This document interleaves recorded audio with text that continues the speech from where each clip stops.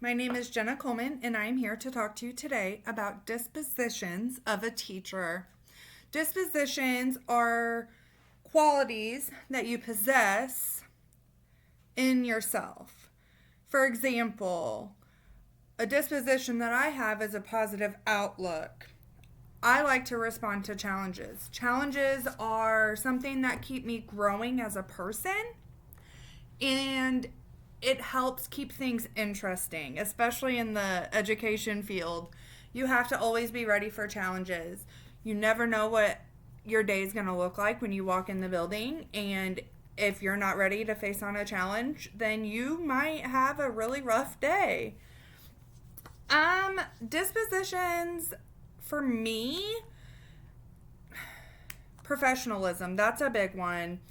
You want to make sure that you are really reliable and that everything is a possibility and not an obstacle. So, for example, what I mean by that is I don't like to miss work. If I'm sick, I try to go in no matter what, unless I'm, obviously having a fever, throwing up, stuff like that. And if you look at things, especially when you are teaching children, as a possibility instead of an obstacle in their learning, then you are already going to set yourself up to be a great teacher, because every child learns differently. I know, it's crazy to think that way, but they do. Every child can learn at a different rate. So if that's an obstacle for you, because this child A may not be the same pace as child C, but child A may not understand the information the same way child C does. So you have to make sure that you are able to break that down for your child, so that way they are on track with you during the time in school. Dispositions for me, there's one thing I know I need to work on, and that for me is self-awareness. I need to be able to accept people's viewpoints and the fact that they may not be like mine. I am very much someone who has to have control. I like things to be done a certain way, and if they're not done that way, I tend to get a little crazy. Not like, oh, I'm going to rip your head off crazy, but it drives me nuts. It's something that's different, and I don't like change. I don't like things that are different. I know. And maybe working with people who do things differently. A teacher may not teach the same way that I think I'm going to teach whenever I get into a school. And so I have to be aware that I might learn from this teacher. This teacher may teach me things about teaching that I didn't know, especially your veteran teachers. Your veteran teachers are going to be your go-tos, I have a feeling.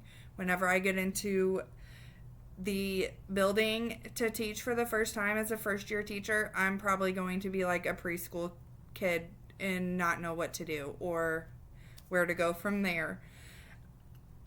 It's just something, keep your mind open. Be ready to learn from people. It's okay to not be perfect. And it took me a long time to realize that.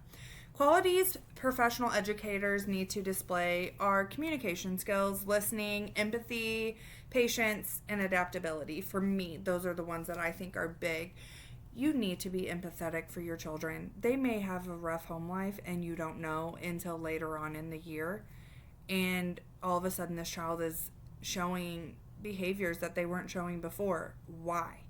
Make sure that you are able to be open to learning about your children, because they will teach you things every day, I promise. And listening, that's a big one, especially in the elementary age. Make sure that you listen and are open-minded whenever you are talking with children, because sometimes they don't always tell the truth. Patience as well. That's a big one. Patience with children is huge, because they may not have patient parents. So you may be the only patient person in their life. And be ready to adapt to change. That's my big thing.